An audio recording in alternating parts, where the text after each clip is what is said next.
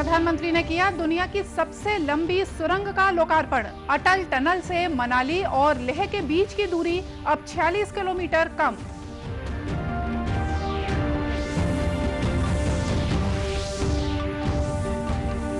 Cyber अपराधों को रोकने के लिए छत्तीसगढ़ में खुला पहला साइबर थाना। सीएम ने कहा लोगों को जागरूक भी करें।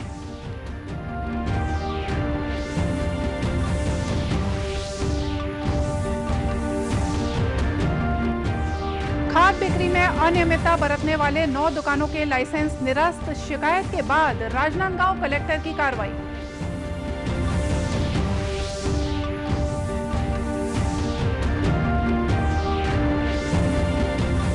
और हाथरस घटना के विरोध में प्रदेश कांग्रेस अनुसूचित जनजाति विभाग 5 अक्टूबर से करेगा प्रदर्शन।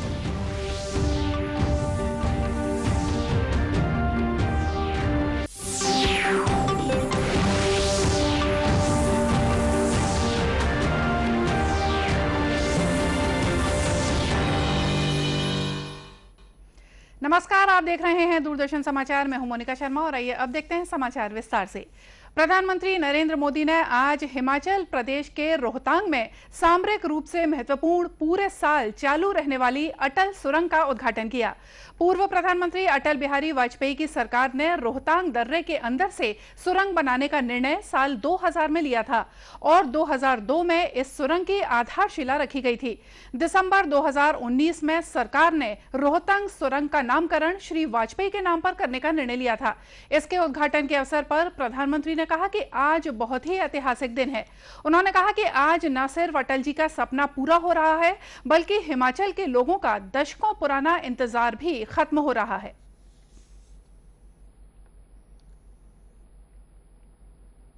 आज सिर्फ अटल जी का ही सपना नहीं पूरा हुआ है, आज हिमाचल प्रदेश के करोड़ों लोगों का भी दशकों पुराना इंतजार खत्म हुआ है। इस महायज्ञ में अपना पसीना बहाने वाले, अपनी जान जोखिम में डालने वाले मेहनतकश जवानों को, इंजीनियरों को, सभी मजदूर भाई बहनों को आज मैं आदर पूर्वक नमन करता हूं। साथियों, अटल टनल हिमाचल प्रदेश के एक बड़े हिस्से के साथ साथ नए केंद्र शासित प्रदेश लेह लद्दाख की भी लाइफलाइन बनने वाला है। उल्लेखनीय है कि अटल सुरंग किसी राजमार्ग पर बनी दुनिया की सबसे लंबी सुरंग है। इसे सीमा सड़क संगठन ने बनाया है। इस सुरंग से मनाली और लेह के बीच की दूरी 46 किलोमीटर कम हो गई है, जिससे यात्रा में लगने वाले समय में भी करीब 5 घंटे की बचत होगी। 9 किलोमीटर और 200 मीटर लंबी ये सुरंग मनाली को लाहौल स्पीति से जोड़ती है। वहीं प्रधानमंत्री ने लाहौल स्पीति के सिस्सू गांव में आयोजित जनसभा को संबोधित करते हुए कहा कि उनकी सरकार के लिए देशवासियों की सुरक्षा से बढ़कर और कुछ नहीं है। उन्होंने कहा कि आधुनिक किस्म के कई हथियारों का स्वदेश में ही उत्पादन करने के लिए कानून में संशोधन किए गए हैं। श्री मोदी ने कहा कि विकास का फायदा आम लोगों के साथ साथ सशस्त्र बलों तक पहुंचाने के प्रयास किए जा रहे हैं। श्री मोदी ने कहा कि इस मार्ग का लाभ क्षेत्र के किसानों को भी मिलेगा। साथियों, अटल टनल के बनने से लाहौल स्पीति और पांगी के किसान हो, बागवानी से जुड़े लोग हों, पशुपालक हो, स्टूडेंट्स हो, नौकरी पेशा हो, व्यापारी कारोबारी हो, सभी को लाभ होने वाला है। अब लाहौल के किसानों की गोभी, आलू और मटर की फसल बर्बाद नहीं होगी बल्कि तेजी से मार्केट पहुंचेगी। लाहौल की पहचान बन चुके चंद्रमुखी आलू, उसका स्वाद तो मैंने भी लिया है। चंद्रमुखी आलू को भी हम नए बाजार में मिलेंगे, नए खरीदार मिलेंगे, नया पूरा मार्केट मिल जाएगा। श्री मोदी ने कहा कि सड़कों, पुलों, इमारतों, सुरंगों आदि का निर्माण बड़े पैमाने पर किया जा रहा है और सीमावर्ती बुनियादी ढांचे के विकास पर जोर दिया जा रहा है। छत्तीसगढ़ में बढ़ते साइबर क्राइम को रोकने के लिए पुलिस मुख्यालय में राज्य साइबर पुलिस थाना खोला गया है। मुख्यमंत्री भूपेश बघेल ने वीडियो कॉन्फ्रेंसिंग के माध्यम से थाने का शुभारंभ करते हुए कहा कि राज्य में होने वाले साइबर अपराधों के नियंत्रण के लिए पुलिस विभाग की ये एक अच्छी पहल है। इससे विभिन्न प्रकार के साइबर अपराधों को तेजी से सुलझाने में सहायता मिलेगी। साथ ही यहां से अन्य पुलिस थानों को भी साइबर अपराधों के अनुसंधान में जरूरी मार्गदर्शन और मदद मिल सकेगी। उन्होंने कहा कि पुलिस मुख्यालय का ये साइबर थाना लोगों को साइबर अपराधों के प्रति जागरूक करे, जिससे वे सोशल मीडिया के माध्यम से घटने वाले अपराध और वित्तीय धोखाधड़ी के शिकार न हो। इस अवसर पर गृह मंत्री ताम्रध्वज साहू और पुलिस और प्रशासन के अधिकारी भी मौजूद थे। इसी तरह मुख्यमंत्री ने वीडियो कॉन्फ्रेंसिंग के माध्यम से दुर्ग जिले के सांकरा पाटन में महात्मा गांधी उद्यानिकी और वानिकी विश्वविद्यालय का भूमि पूजन किया। लगभग 55 करोड़ रुपए की लागत से बनने वाले इस विश्वविद्यालय की स्थापना से राज्य में उद्यानिकी और वानिकी की शिक्षा, अनुसंधान और इससे जुड़ी गतिविधियों को बढ़ावा मिलेगा और साथ ही रोजगार और स्वावलंबन के नए द्वार खुलेंगे। मुख्यमंत्री ने कार्यक्रम को संबोधित करते हुए कहा कि राष्ट्रपिता महात्मा गांधी के नाम पर इस विश्वविद्यालय की स्थापना कर हम महात्मा गांधी और अपने पुरखों को नमन कर रहे हैं। राजनांदगांव जिले में डीआईपी खाद बिक्री के मामले में फर्जीवाड़ा करने वाले 5 दुकानों और 4 सेवा सहकारी समितियों के लाइसेंस निरस्त कर दिए गए हैं। बताया गया है कि पीओएस मशीन में किसानों की आड़ में लगातार खाद बिक्री की फर्जी एंट्री की जा रही थी, जिसकी शिकायत मिलने के बाद कलेक्टर टी.के. वर्मा ने जांच के निर्देश दिए थे, जिसके बाद छापेमारी कर दुकानों के खिलाफ कार्रवाई की गई थी। कलेक्टर ने बताया कि जांच के बाद डीएपी खाद की बिक्री में गलत तरीके से एंट्री किए जाने का मामला सही पाया गया है। इसके बाद दुकानों के लाइसेंस निरस्त कर दिए गए हैं।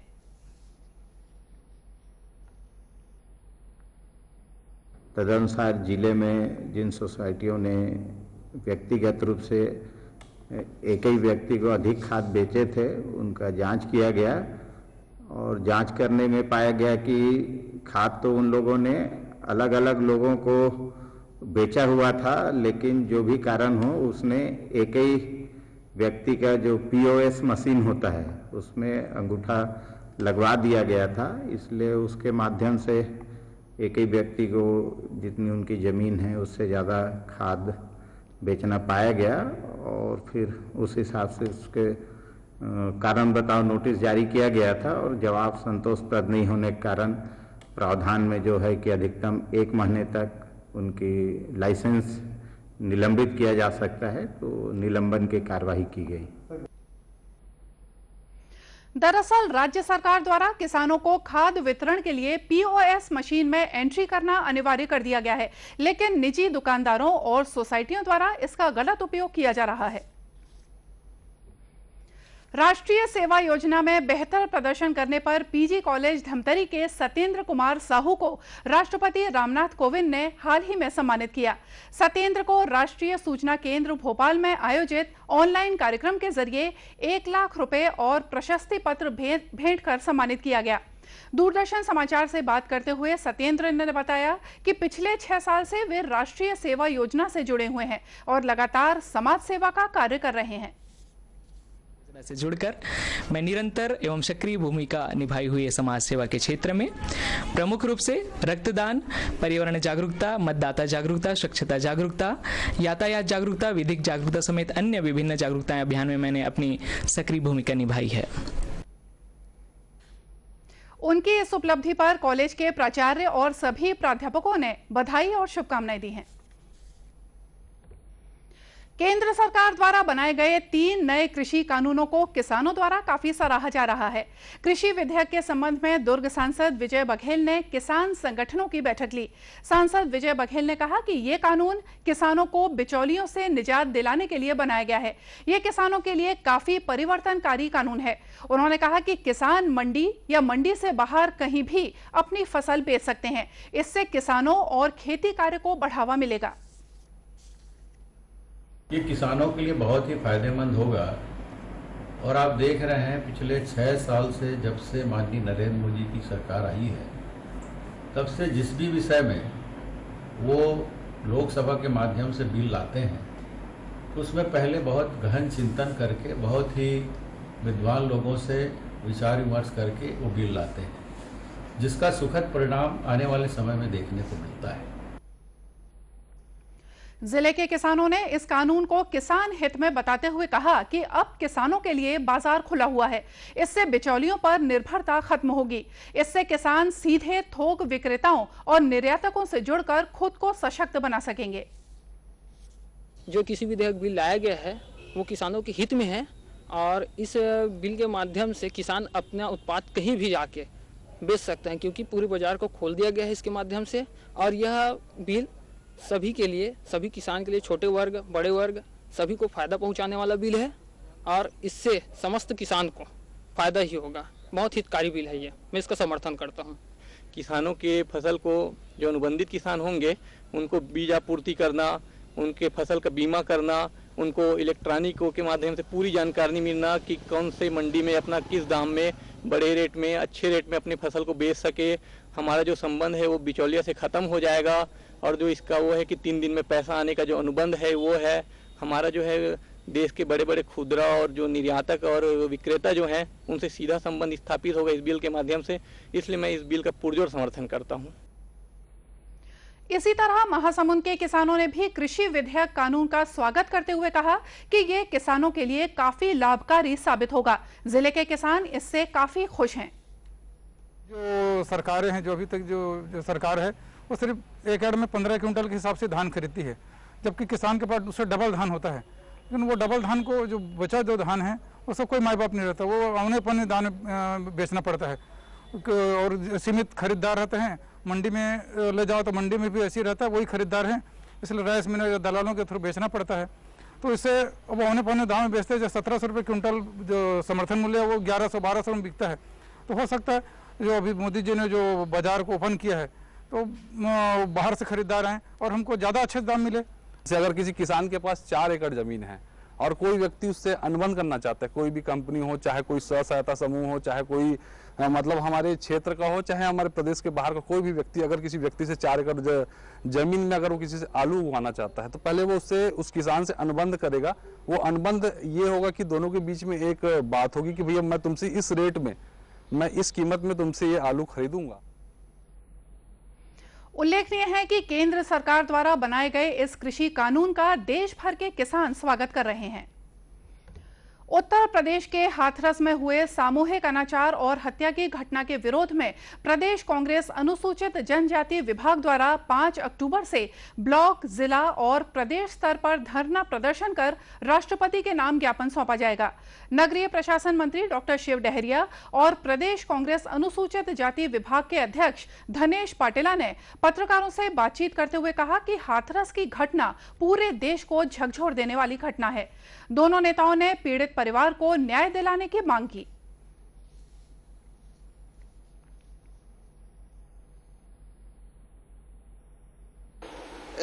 ब्लॉक स्तर पे तहसीलदार को या एसडीएम को ज्ञापन देंगे और जिला स्तर में भी उसका यही स्वरूप होगा। हम राष्ट्रपति को ज्ञापन देंगे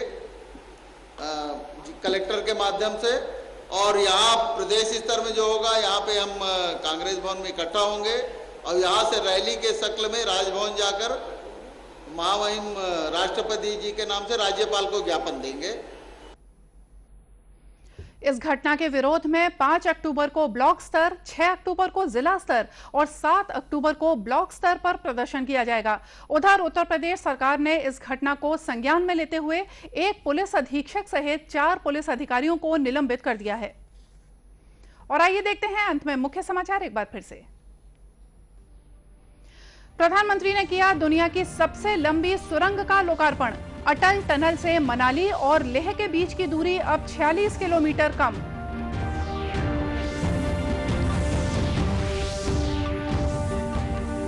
साइबर अपराधों को रोकने के लिए छत्तीसगढ़ में खुला पहला साइबर थाना। सीएम ने कहा लोगों को जागरूक भी करें।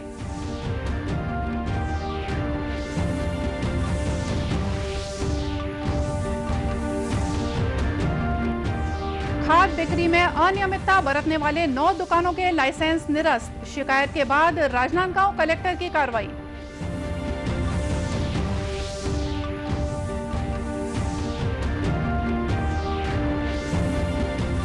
और हाथरस घटना के विरोध में प्रदेश कांग्रेस अनुसूचित जनजाति विभाग 5 अक्टूबर से करेगा प्रदर्शन। कोरोना से बचाव के लिए मास्क, सैनिटाइजर के साथ ही सोशल डिस्टेंसिंग का भी पालन करें और स्वस्थ रहें। और इसी के साथ हमको दीजिए इजाजत। नमस्कार।